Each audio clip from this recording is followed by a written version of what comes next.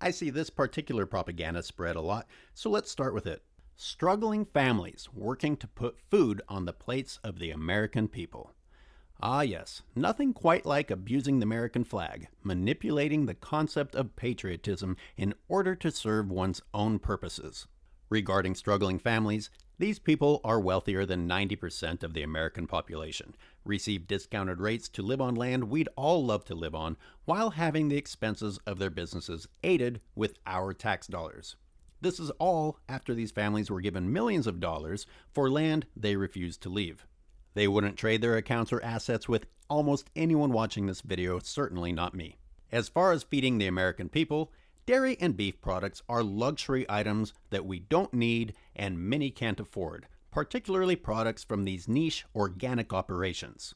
The only reason meat and dairy are as affordable as they are is because the US government heavily subsidizes these products, which means the insistence on continuing with such businesses, instead of evolving like the rest of us are expected to, is actually a drain on our economy.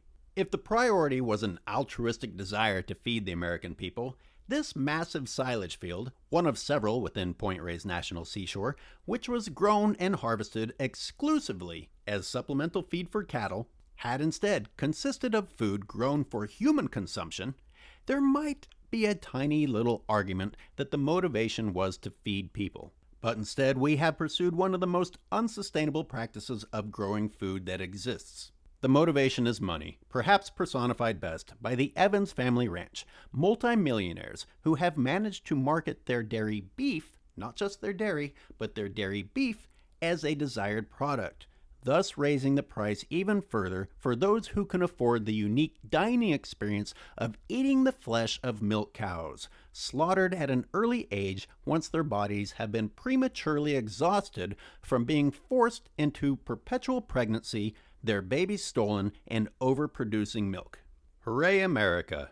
If we're such patriots, maybe we should ask a Native American and war veteran what he thinks about all this, rather than catering to the propaganda of private profiteers.